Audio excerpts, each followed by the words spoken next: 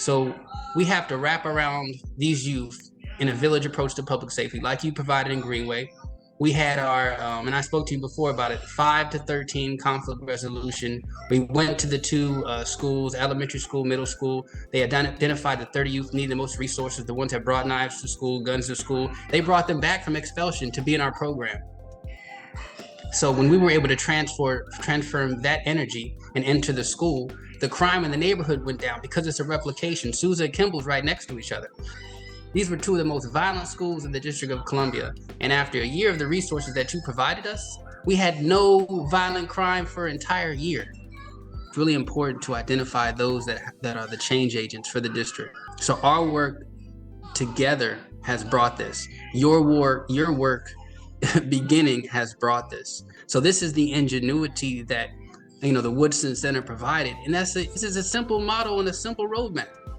Simple. It's not difficult to figure these pieces out and to put them together with programming.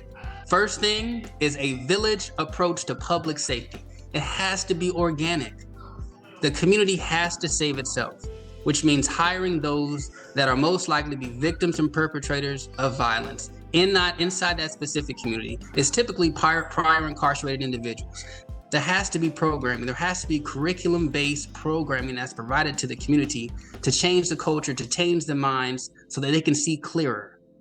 They're engulfed with crime. They're engulfed with pain. They're engulfed with violence. If you're providing them programming that changes their minds and gives them a more conducive, which builds resilience, that's what they need.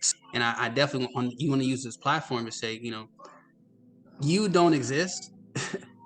And it is hard to find someone like you that will give an organization, a respected organization, the space and the modality to be able to create an organic approach to public safety.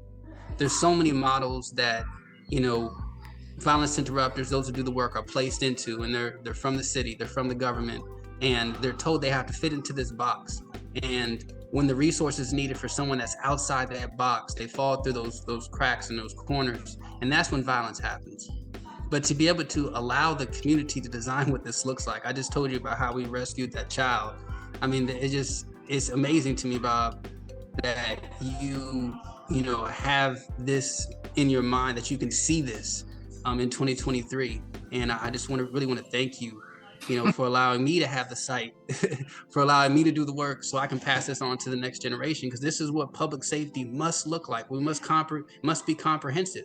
It must be professionalized. And you've allowed that to happen. So thank you. I really appreciate you.